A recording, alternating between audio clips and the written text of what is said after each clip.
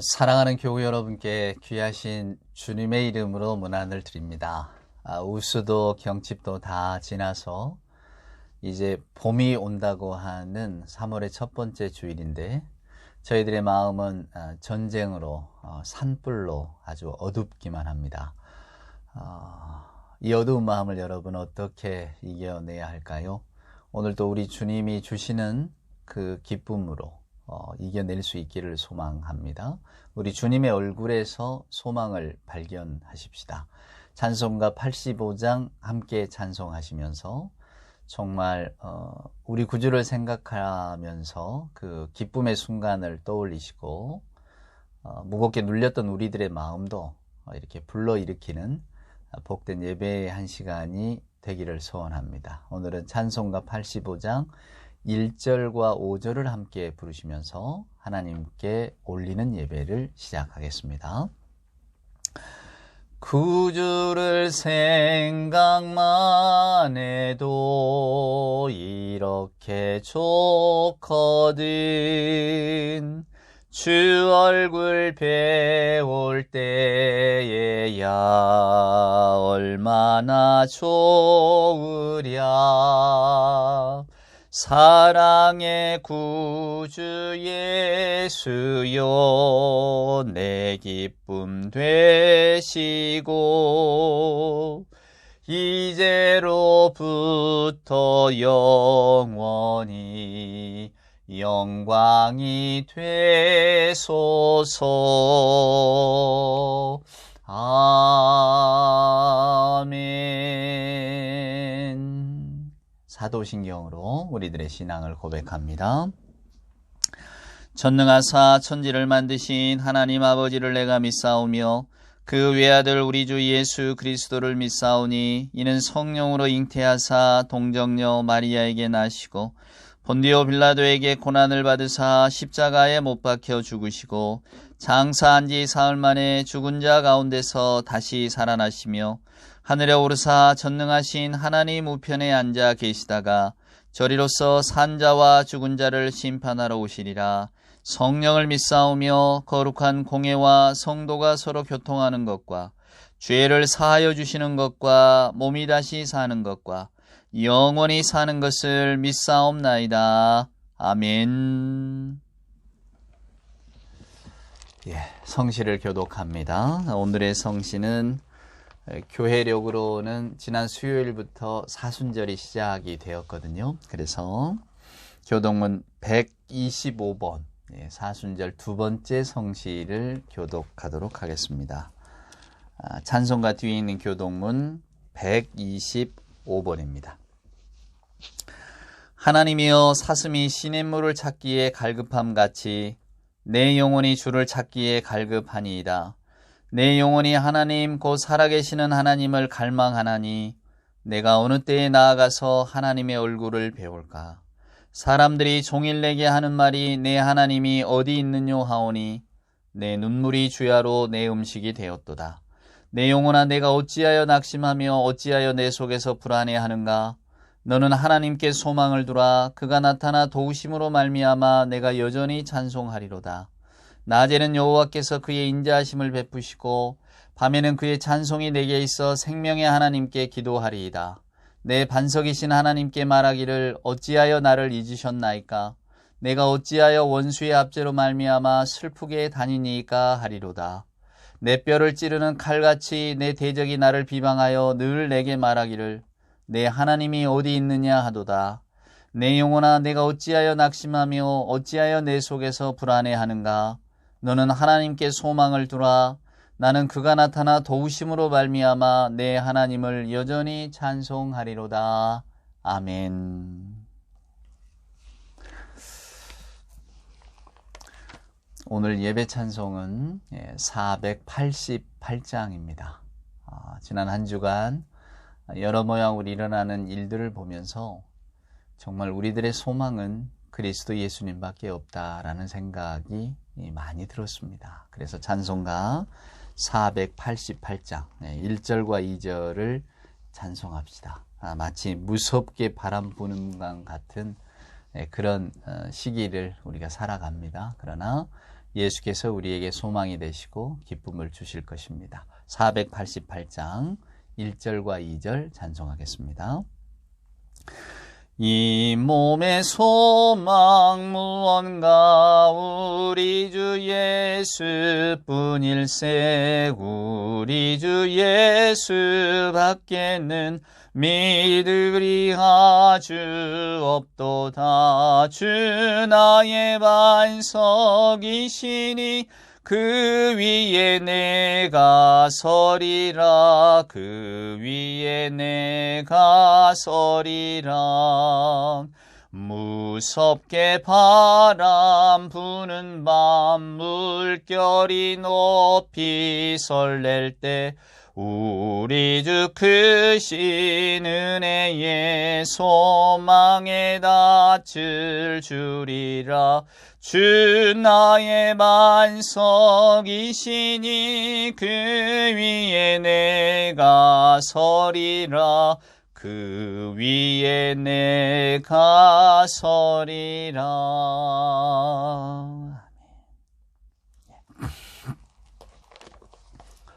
기도하겠습니다.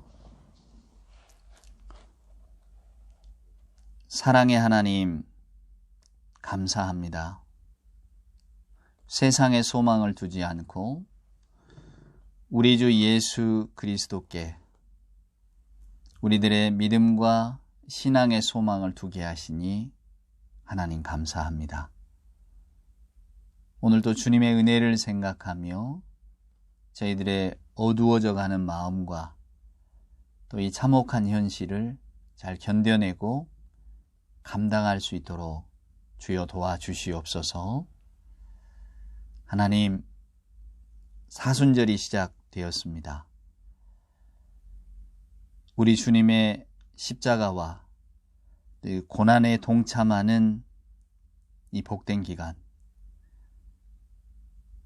누구는 기도로 또 금식으로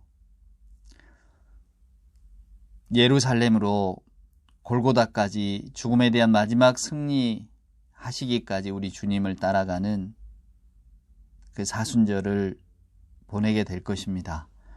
하나님, 우리가 그동안 소중하게 생각했던 성공, 사람들의 존경, 힘, 영향력, 권력, 쾌락,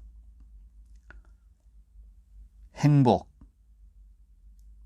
잠깐 마음을 내려놓고 좁은 길을 걸어 생명을 얻으라는 주님의 음성에 더 예민한 이 사순절의 시기를 보낼 수 있도록 주여 도와주시옵소서. 저희들의 마음의 욕심을 따라가는 길이 아니라 주님의 고난을 묵상하며 살아가는 사순절 기간이 때때로 어려움을 줄 줄로 저희들 알고 있습니다. 살아가는 매 순간순간 우리 주님은 어떻게 하셨을까를 생각하는 일은 저희들이 피하고 싶은 일이기도 합니다. 하지만 이 시기 내 생각이 아니라 주님의 생각을, 내가 하고 싶은 말이 아니라 주님의 말씀을, 내가 하고 싶은 행동이 아니라 주님이 하실 행동을 선택하며 살아갈 수 있는 용기를 하나님 허락하여 주시옵소서. 늘 저희들과 함께하여 주시옵소서. 항상 주님이 선택하신 것에 대해 저항하고 불순종하려고 하는 저희들의 욕망과 생각을 하나님 잘 이겨낼 수 있도록 이 사순절의 기간을 신실하게 잘 보낼 수 있도록 도와주셔서 부활절이 왔을 때 주께서 저희들을 위해 준비하신 그 생명을 기쁨으로 맛볼 수 있도록 주여 도와주시옵소서. 음식에 대한 욕구도 좀 내려놓게 하시고 즐거움에 대한 생각도 좀 내려놓게 하시고 내가 하고 싶은 일에 대한 욕망도 좀 내려놓게 하시고 우리 주님을 먼저 생각하며 주님은 어떻게 하셨을까를 마음에 새기며 살아가는 그런 날들이 되게 하여 주시옵소서. 눈에 보이는 그 어떤 것보다도 보이지 않는 심령의 깨끗함을 힘입어서 우리 주님의 뜻을 헤아리는 복된 절기를 이 시간 하나님 앞에 고개 숙인 모든 하나님의 자녀들이 잘 지내며 살아갈 수 있도록 사순절의 축복을 우리 모두에게 허락하여 주시옵소서. 그리하여 고난이 곧 기쁨이 되고 우리 주님의 죽음이 곧 부활의 생명으로 돌아왔듯이 저희들에게도 신앙의 승리로 돌아오고 그것이 세상의 무엇과도 바꿀 수 없는 큰 기쁨이 되게 하여 주시옵소서. 성마르게 올라오는 여러 가지 욕심들을 잘 제어할 수 있도록 주님 도와주시고 입을 열고 눈을 들어 바라보고 마음의 생각을 일으킬 때에 우리 주님과 함께 동행하는 마음과 또 주의 성령께서 함께 하시는 그 순간들을 경험하며 살아갈 수 있도록 주여 도와주시옵소서. 이 시간 또 주께 올리는 예배 주님의 말씀을 소망하며 또 저희들의 생각과 마음을 주님 앞에 내려놓고 순종하기를 소원합니다. 하나님 주시는 말씀 귀하게 듣게 하시고 또한 성경의 가르침 따라 저희들 복된 마음으로 살아갈 수 있도록 주의 성령께서 한 사람 한 사람 마음을 사로잡아 주시옵소서. 부활의 소망 되신 우리 구주 예수 그리스도 귀하신 이름으로 간절히 기도드리옵나이다. 아멘. 오늘 우리에게 주시는 하나님의 말씀은 여러분 요한계시록 9장에 있는 말씀을 한번 보도록 하겠습니다. 요한계시록 9장 1절부터 제가 한번 읽어볼까요? 다섯째 천사가 나팔을 불매 내가 보니 하늘에서 땅에 떨어진 별 하나가 있는데 그가 무저갱의 열쇠를 받았더라. 그가 무저갱을 여니 그 구멍에서 큰 화덕의 연기 같은 연기가 올라오매 해와 공기가 그 구멍의 연기로 말미암아 어두워지며 또 황충의 연기 가운데로부터 땅 위에 나오매 그들이 땅에 있는 전갈의 권세와 같은 권세를 받았더라. 그들에게 이르시되 땅의 풀이나 푸른 것이나 각종 수목은 해하지 말고 오직 이마에 하나님의 인침을 받지 아니한 사람들만 해하라 하시더라. 그러나 그들을 죽이지는 못하게 하시고 5달 동안 괴롭게만 하게 하시는데 그 괴롭게 함은 전갈이 사람을 쏠 때의 괴롭게 함과 같더라. 그날에는 사람들이 죽기를 구하여도 죽지 못하고 죽고 싶으나 죽음이 그들을 피하리로다. 황충들의 모양은 전쟁을 위하여 준비한 말들 같고 그 머리에 금 같은 관 비슷한 것을 썼으며 그 얼굴은 사람의 얼굴 같고 또 여자의 머리털 같은 머리털이 있고 그 이빨은 사자의 이빨 같으며 또 철 호심경 같은 호심경이 있고 그 날개들의 소리는 병거와 많은 말들이 전쟁터로 달려 들어가는 소리 같으며 또 전갈과 같은 꼬리와 쏘는 살이 있어 그 꼬리에는 5달 동안 사람들을 해하는 권세가 있더라. 그들에게는 왕이 있으니 무저갱의 사자라. 히브리어는 그 이름이 아바도니오, 헬라어로는 그 이름이 아볼루온이더라. 아멘. 제가 중학교 때로 기억이 됩니다. 그 국어 시간에 3월이었겠죠? 아마 새 학기가 시작하던 그 시간에 신석정 선생의 대춘부라고 하는 시를 배운 기억이 납니다. 봄을 기다리는 마음이죠. 예, 우수도 경칩도 먼 날씨에 이렇게 시작하는 건 말입니다. 거기 그 마지막 대목에 보면 짐승은 짐승끼리, 나무는 나무끼리, 우리는 우리끼리 봄을 기다리며 살아가는 것이다. 이렇게 시가 끝납니다. 그러니까 봄을 기다리는 마음은 우수도 경칩도 멀어요. 아직 추운지만 나무는 나무대로 짐승은 짐승대로 우리는 우리끼리 봄을 기다리며 살아가는 겁니다. 우수도 경칩도 다 지났죠. 눈이 녹아 비가 된다는 우수도 다 지났고 또 경칩, 그게 놀랄 경자에다가 숨을 칩자 아닙니까? 그러니까 이제 막 그 겨울잠을 자고 혹은 이렇게 풀 속에 숨어있던, 땅 속에 숨어있던 곤충들이 깨어 올라온다는 봄이 오는 거죠. 새싹이 돋아서. 그렇습니다. 저나 여러분이나 봄을 기다리고 또 봄 소식을 우리의 마음을 기쁘게 합니다. 봄처녀 제오시네라고 하는 노래도 막 입속에서 흥얼거려지는데 저희가 사는 세상은 어둡기만 하군요. 제가 엊그제 참 가슴이 먹먹했는데 그 YTN 이렇게 기사를 보니까요. 지금 동해 산불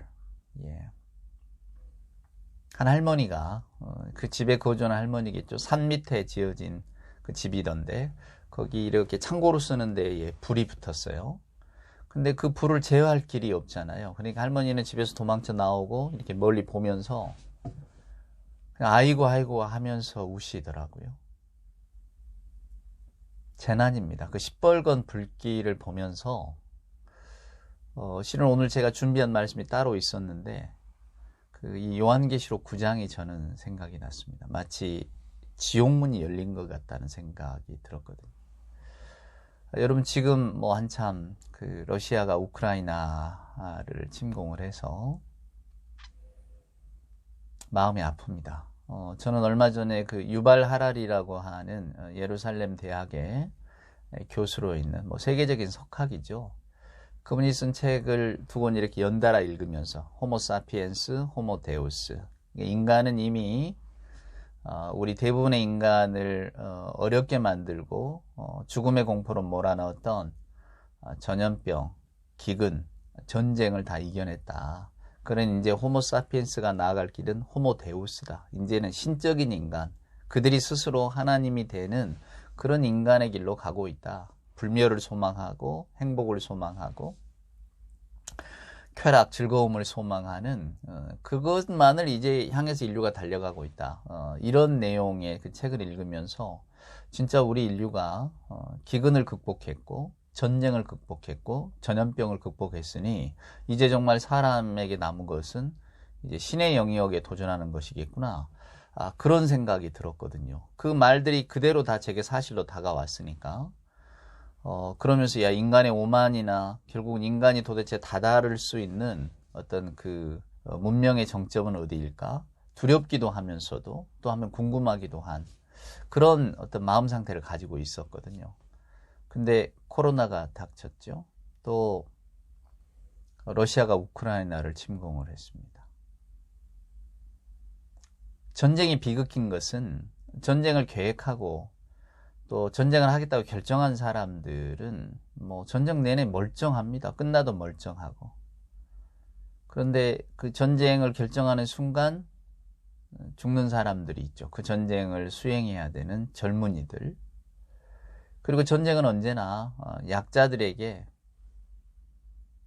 굉장한 공포로 다가오죠. 약자들의 삶을 여러분 용서하세요. 그냥 거덜내버립니다. 산산조각 내버리죠. 약자들의 삶을. 그래서 전쟁이 나쁜 겁니다.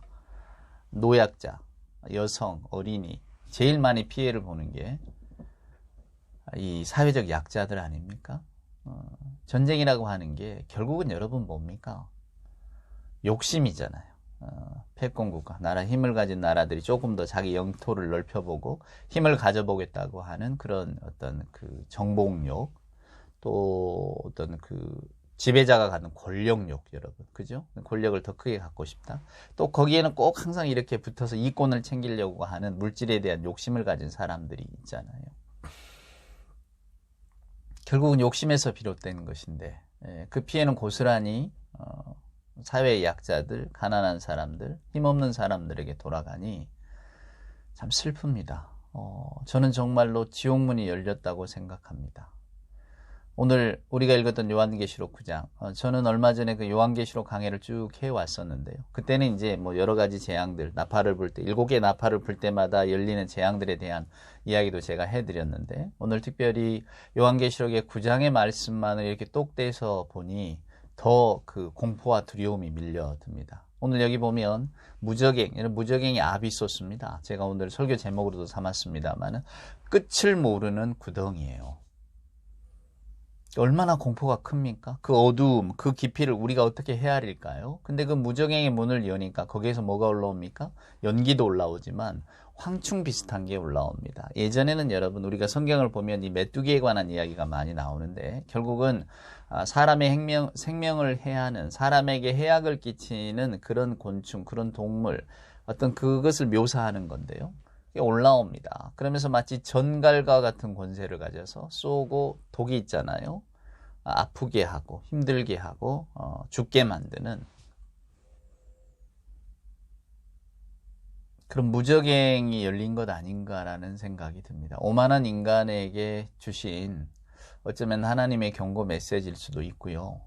또 예수를 믿는다고 하나님 신앙을 가지고 있다고 생각하는 저희들이 한번 이러한 것들이 주는 의미를 새겨볼 필요가 있다고 저는 생각을 했습니다. 그래서 오늘 이 요한계시록 9장을 길게 읽었는데 여기 보면 그 전쟁을 위해서 꼭 이것들이 나온 것 같더라라는 묘사가 있잖아요.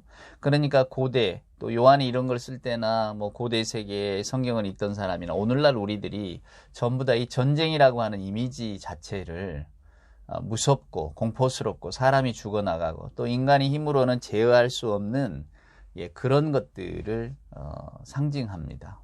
근데 지금 전 세계적으로는 코로나가 덮쳐 여전히 기승을 부리고 있고 또 멀리 러시아 또 우크라이나 전쟁 때문에 많은 사람들이 죽어가고 있고 또 동해안 저쪽에서는 그렇게 큰 불이 나서 위할고 하는 그런 어떤 외침들이 들리고 말입니다. 경험이란 게 참 중요한 것 같아요. 저도 그 2002년에 강릉에서 군종 목사로 있을 때에 그 루사를 경험을 해봤잖아요. 하도 많이 이야기를 드려서 또 루사 이야기인가 할지 몰라도 그쪽 동해안 쪽에 지금 산불 때문에 고통받고 있다고 하니까 저는 그때의 기억을 떨쳐버릴 수가 없습니다.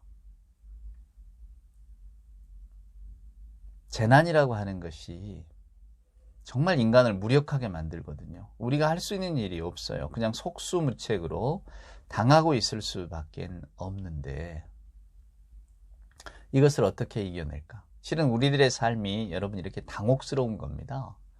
그냥 이렇게 밀려 닥쳐오면 감당할 수가 없는 거예요. 근데 저희들은 마치 그것들을 다 감당하고 이겨낼 수 있을 것처럼 살아가는 거죠.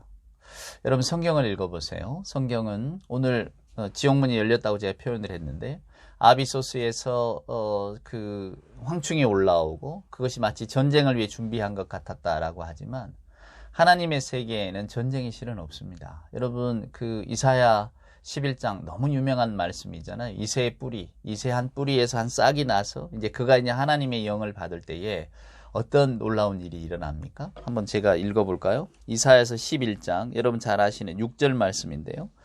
이리가 어린 양과 함께 살며 표범이 어린 염소와 함께 누우며 송아지와 어린 사자와 살진 짐승이 함께 있어 어린아이에게 끌리며 암소와 곰이 함께 먹으며 그것들의 새끼가 함께 엎드리며 사자가 소처럼 풀을 먹을 것이며 젖먹는 아이가 독사의 구멍에서 장난하며 젖된 아이가 독사의 굴에 손을 넣을 것이라. 내 거룩한 산 모든 것에서 해됨도 없고 상함도 없을 것이니.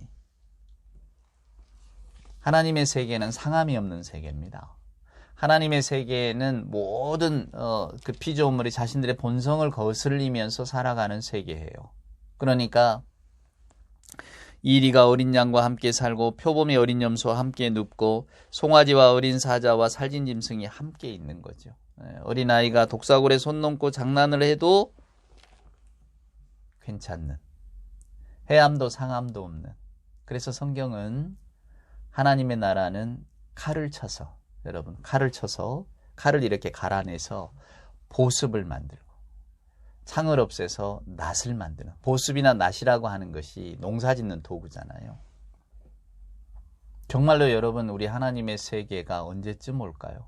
우리 예수 믿는 분들은 그 하나님의 세계를 기다리며 사는 사람들 아닙니까? 저나 여러분은 얼마나 하나님의 세계를 기다리며 사는지요?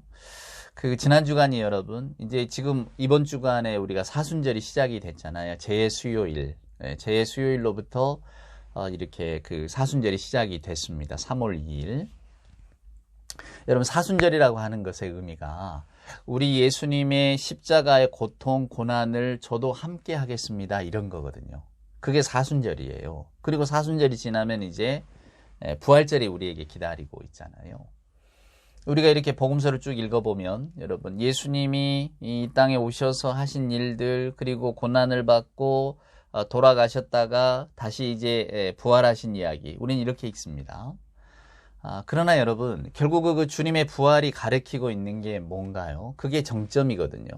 그러니까 예수 믿는 저와 여러분이 예수님의 말씀을 제대로 이해를 하려면 마태나 마가나 누가나 요한복음을 1장부터 읽을 게 아니라 실은 맨 끝장부터 읽어야 됩니다. 우리 인생이 그런 거예요. 성경상의 인생이. 저나 여러분은 시간의 흐름을 따라 살아가는 것 같죠? 태어나서 5살, 7살, 12살, 21살, 35살, 이렇게 쭉 우리가 이렇게 흘러왔으니까 여러분. 우리는 과거에 그런 삶을 거쳐서 내가 여기까지 이르렀구나 라고 하는 것을 알고 있단 말이에요. 그래서 우리 삶이 그렇게 오는 것 같지만 성경의 삶은 여러분 정반대예요. 성경이 가르쳐주고 있고 성경이 보여주는 신앙적인 삶은 언제나 내가 선자리에서 거꾸로를 돌아보는 겁니다. 그러니까 예수님의 삶도 예수님의 부활에서 그의 생애를 이렇게 돌아보는 거예요. 그래야만 그 의미가 명확하게 드러나는 거예요. 지금 여러분도 여러분의 삶을 한번 돌아보세요. 지금 내가 이 자리에 와서 내 삶을 돌아보면 내가 젊었을 때 그 모호했던 일들, 젊었을 때 무심코 한 선택 같은 것들, 그것들이 오늘날 나를 여기까지 만들었잖아요. 근데 지금 이 자리에서, 여러분의 삶의 자리에서 이 삶을 쭉 돌아보면 그것이 마치 운명처럼 느껴질 것입니다. 이게 이렇게 되어져서 여기까지 왔구나. 그게 여러분 우리들의 삶이에요. 그러니까 미래는 알 수 없죠. 저와 여러분도 어떤 삶을 살지 알지 못하지만 우리가 어떤 삶을 살든지 간에 우리는 또 미래의 그 시점에서 우리들의 삶을 돌아보면 우리가 다 하나님의 은혜 안에 있었다라고 하는 것을 알게 되실 겁니다. 그래서 내 삶이 더 명확하게 보이는 거예요. 그 명확한 삶을 보실 줄 모르는 분은 아직 신앙적으로 우리가 하나님의 세계를 내 세계로 받아들이지 못하는 하나의 증거가 될 수 있습니다. 분명히 여러분 기억하십시오. 그러니까 미래를 모르기 때문에 하나님 내 미래를 알게 해주세요. 우리가 기도를 하는 것이 아니라 예수 믿는 제대로 된 신앙은 오늘의 내 자리에서 내 과거의 일을 돌아보는 거라니까요. 예수님의 부활 사건에서 예수님의 전 생애를 돌아보는 겁니다. 사순절 그 이전에 우리가 주연절이라고 합니다. 예수님께 이제 하나님의 어떤 모든 것들이 나타나기 시작했다. 그런 것이 주연절인데요. 그 주연절의 마지막 주에는 항상 변화산상 이야기가 나옵니다. 예수님께서 당신의 죽음과 부활에 관한 이렇게 설교를 하시고 이야기를 해주시고 베드로, 야고보, 요한 이 3인방을 데리고 산에 올라가시잖아요. 말씀드린 것처럼 이스라엘은 산이 없어요. 언덕만 있을 뿐입니다. 근데 산이라고 표현하는 것은 항상 그곳이 일반 사람들, 우리가 살고 있는 이 세상의 삶, 즉 평지의 삶과는 정반대되는, 그래서 성경의 산의 이미지는 다 거룩과 신성과 맞닿아 있어요, 여러분. 그러니까 산에 올라가셨다. 예수님이 마태복음 5장에서 산상수훈이라고 하잖아요. 예수께서 산에 올라가셔서 말씀하셨다. 산이 없다니까요. 구름 언덕밖에 없는데 왜 산이라고 성경 기자들이 표현했는가? 그것은 예수님이 하신 이야기가 일상의 삶의 이야기, 우리들이 먹고 살고 어떻게 하면 좀 편안하고 행복하게 살까, 이 이야기를 하신 게 아니라 하나님의 이야기를 들려주셨다 이 말이에요. 하나님의 거룩하신 이야기를. 그러니까 오늘 저와 여러분이 이렇게 우리식으로 이야기한다면 주일에 예배하잖아요. 여러분 유튜브를 보시고 함께 설교를 듣잖아요. 이것을 성경식으로 표현하면 지금 저나 여러분이 산에 올라간 겁니다. 산에, 거룩한 산에 올라오신 거예요, 여러분도. 일상의 삶을 접어두고 여러분 안식일이라고 하는 자체, 사바트라고 하는 것 자체가 일상의 삶을 다 놓아뒀다는 뜻이라고 말씀을 드렸잖아요. 일상의 삶을 스톱하고 하나님 앞으로 나온 겁니다. 그러니까 일상의 삶을 스톱했기 때문에 일상의 생각을 가지고 신앙을 바라보시면 안 되는 거예요.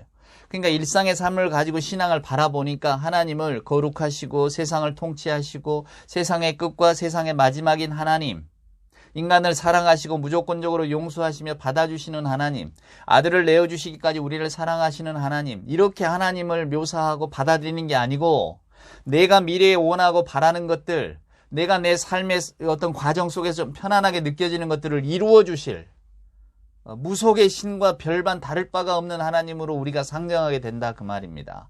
그러니까 여러분, 우리가 함께 예배한다는 것은 저나 여러분이나 일상 속에 살고 있던 우리의 현실의 삶을 벗어나서 하나님의 세계를 이렇게 바라보는 겁니다. 요한계시록에 나온 것처럼 무저갱이 열렸어요. 황충이 올라오고 사람들을 죽여요. 다 죽어갑니다. 온 세계가 비극 속에 있어요. 거기서 우리가 무슨 희망을 발견할 수 있겠습니까? 그러나 하나님의 세계는 전쟁이 끝나고 어린 양과 이리가 함께 뛰어노는 그런 세계를 우리에게 보여주고 있단 말이에요. 그것이 우리의 이제 소망이 되는 거죠. 절망 속에서 그래서 신앙은 희망을 바라보는 겁니다. 우리의 현실의 어두움 속에서 그러나 하나님의 세계가 우리를 기다리고 있다는 소망을 가지고 사는 거예요. 그래서 그 하나님의 세계를 기다리고 소망하는 자들은 이 어두운 속에서 어떻게 그러면 견뎌내고 살아가는가를 보여주는 것이 우리 신앙인의 모습이다 그 말입니다. 누가 여러분 어떤 삶이 어떤 세상이 내가 살아가고 있는 육신의 삶에 도움이 될까 그것만을 생각하면서 하는 게 아니라 그것만 생각하며 살다가 예배의 자리에 나오고 하나님의 말씀을 듣고 성경을 펼칠 때 우리는 전혀 다른 세계로 떠나간다 그 말입니다. 그것이 신앙의 힘이에요. 그러니까 믿음이라고 하는 것은 오늘날의 내 자리에서 내 과거를 돌아보는 것이지 오늘의 자리에서 미래를 소망하면서 내가 미래에 이룰 것들을 뭐 하나님 대신 좀 이루어 주세요 이렇게 소망하는 게 아니다 그 말입니다. 오늘 우리는 어두운 상황 속에 있어요. 동해 산불로 다 잃어버린 분들에게 어떤 소망의 말을 메시지를 전할 수가 있겠습니까? 그들에게 인간적으로 무슨 말이 도움이 되고 지금 뭐 내 눈앞에서 아버지가 총 맞아 죽어가고 그런 우크라이나 청년들에게 그 아들에게 무슨 이야기를 해줘야 되겠어요 여러분? 그건 세상의 말로는 그들에겐 이미 지옥문이 열렸는데 무슨 말을 하겠습니까? 오직 하나님의 이 메시지 하나님이 이루실 세상에 대한 메시지에 대한 소망만이 그들을 붙들 수가 있는 거예요. 저와 여러분은 늘 주일마다 그 연습을 여러분 하고 있는 겁니다. 그러니까 예수님께서도 우리가 그 변화산상 산 위에 베드로, 야고보, 요한을 데리고 올라갔을 때에 베드로, 야고보, 요한이 누구를 보냐면 모세와 엘리야를 봅니다. 예수님 주변에 서 있던 모세와 엘리야는 어떤 사람들입니까? 우리가 신학적으로 이야기하면 모세는 이스라엘의 율법을 대표하는 사람이고 엘리야는 이스라엘의 선지자를 대표하는 사람이에요. 그러니까 이스라엘의 두 가지 전통, 율법과 선지자 전통을 다 대표를 하는 사람이죠. 그러나 예수님과 산 위에서 만난 모세와 엘리야의 공통점이 또 하나 있습니다. 무덤이 없는 사람들이에요. 모세의 무덤도 알려지지 않았고 엘리야는 승천했다고 기록되어져 있고 엘리야의 무덤을 모른다는 이야기입니다. 결국은 예수님이 변화산상에서 그 산 위에서 변모하시면서 제자들에게 보여주셨던 베드로와 야고보와 요한이 보았던 예수님 주변의 모세와 엘리야 이 세 사람은 다 영원한 생명을 보여주는 겁니다. 그래서 예수님의 옷이 그냥 휘어져서 광채가 나는 거예요. 성경은 항상 빛에 대한 이야기를 하잖아요. 그래서 다메섹 도상에서 바울도 빛을 보는 겁니다, 여러분. 하나님의 현현이거든요. 하나님의 나타나심이에요. 그걸 성경 기자는 그렇게 표현한 거예요. 무슨 뭐 하늘에서 번쩍이는 빛이 있어서 뭐 했다 이런 뜻이 아니고요. 놀라운 경험을 하게 된 겁니다. 하나님의 경험을 하게 된 거예요. 그래서 그의 삶이 바뀌는 겁니다. 그것을 성경은 광채가 났다, 빛을 보았다고 이야기를 하는 거죠. 왜요? 빛은 어두움을 이기는 거잖아요.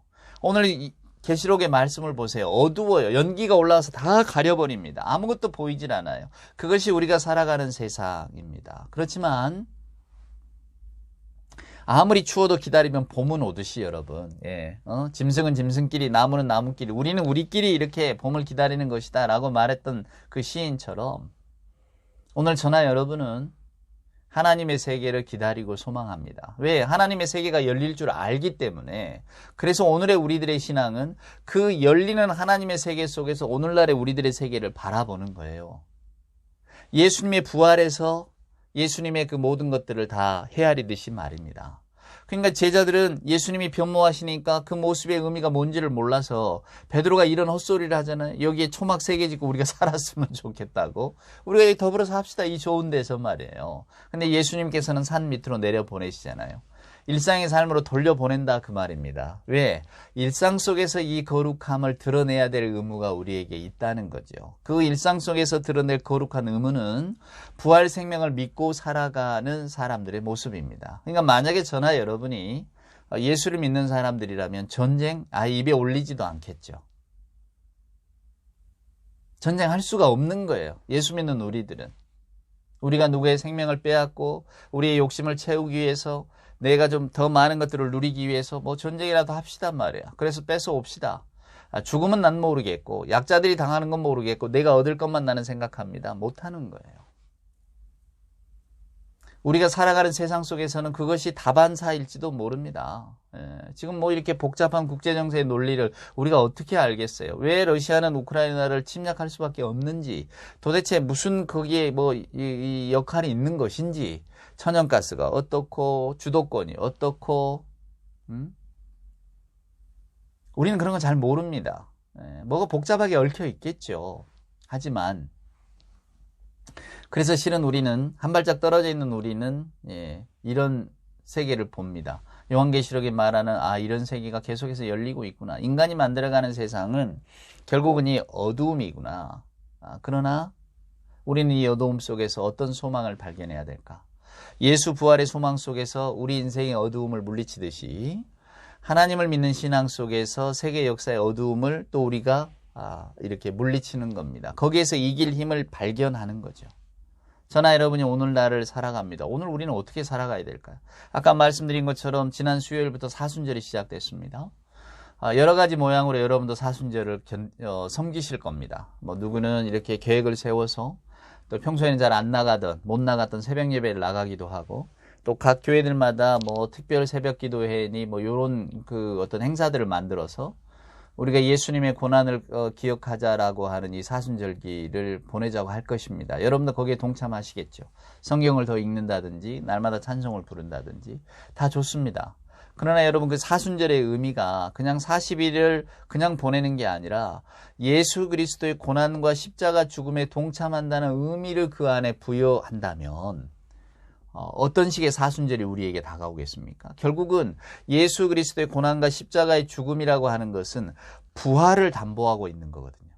그러니까 부활의 측면에서 그걸 바라보아야 의미가 있다라고 하는 겁니다. 그냥 하나님께서는 막연히 우리에게 견디라고 고통을 주시면서 그것을 참아내라고 하시는 분이 아니에요.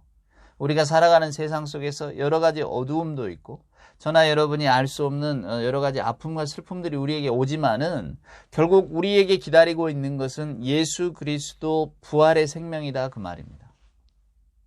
여러분 오늘날에는 돈이 우상화되는 시기잖아요. 돈과 재물이 우상화되지 않는 시기가 있었겠습니까만은 특별히 후기 자본주의 시대를 들어오면서 더 그런 것 같죠.